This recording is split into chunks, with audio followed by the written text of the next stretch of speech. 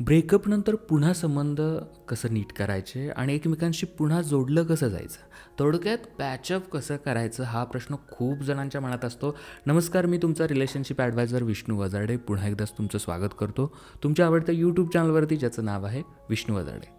चॅनलवरती अजून नवीन असाल तर पटकन एकदा सबस्क्राईब करून घ्या. त्याच्यासमोरचं बेल आयकॉन आहे, घंटीचं चिन्ह, त्याच्यावरतीही क्लिक करा.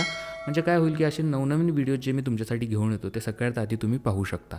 प्रेमामध्ये चूक होणं सामान्य आहे, पण त्या चुका दुरुस्त करणं, नातं पुन्हा बांधणं महत्त्वाचं आहे. आजच्या व्हिडिओमध्ये मी तुम्हाला सांगणार आहे की रिलेशनशिपमध्ये पॅचअप करण्याचे 7 महत्त्वाच्या अशा स्टेप्स. या स्टेप्स तुमचं नातं घट्ट बनवण्यासाठी नक्कीच मदत करतील. स्टेप नंबर 1, स्वतःचं आकलन करा. ब्रेकअपनंतर लगेच पॅचअप करण्याची घाई करू नका. स्वतःचं आकलन करा आणि आत्मपरीक्षण करा. नात्यात नेमकं काय चुकलं हे समजून घ्या. एकदा तुम्हाला तुमच्या चुका समजल्या तर त्या सुधारायला सुरुवात करा. मी सुधरेन म्हणत पुन्हा तसंच वागून नातं बिघडवण्यापेक्षा तुम्ही काय सुधारला आहात हे कृतीतून दिसू देत.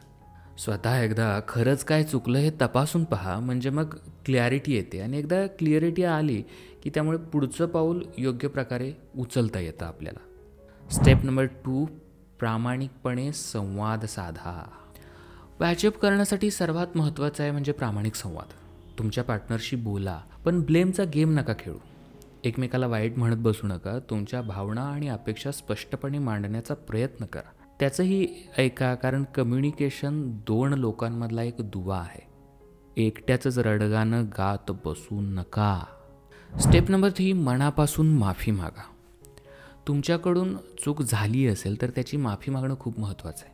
माफी मागणं म्हणजे कमजोरी नाही आहे, तर त्यातून तुमचं नातं अधिक मजबूत होऊ शकतं.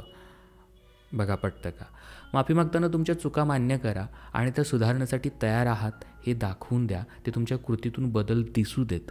आपल्याला माफी मागण्याने म्हणजे तुम्ही जर स्वतः माफी मागितली आणि त्याच्यातनं जर संबंध सुधारणार असतील तर आपला माणूस आपल्याला परत मिळणार असेल त्यातनं, तर माफी मागायला काय हरकत आहे यार? गुन्हा थोडी ना करतोय आपण.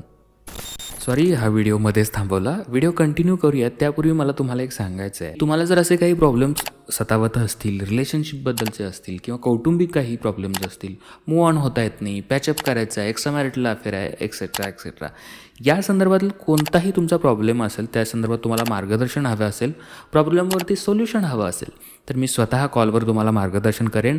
अधिक माहितीसाठी कॉल करा किंवा व्हॉट्सअप करू शकता. खाली नंबर दिसतो तुम्हाला 8010093939. या नंबरवरून तुम्ही माझ्या ऑफिसशी कॉन्टॅक्ट करू शकता. लक्षात ठेवा, ही पेड कॉलिंग सर्व्हिस आहे, त्यामुळे तुम्हाला थोडेसे पैसे भरावे लागतील. आता व्हिडिओ कंटिन्यू करूया. ब्रेकअपनंतर ट्रस्ट ही सर्वात मोठी गोष्ट असते जी परत मिळवावी लागते. तुमच्या ॲक्शन आणि कन्सिस्टन्सीमधून विश्वास परत मिळवा. पार्टनरला सेफ आणि रिस्पेक्टेड वाटायला हवं. निस्वार्थी प्रेम वगैरे बाता मारण्यापेक्षा ते वागण्यातून दिसू देत.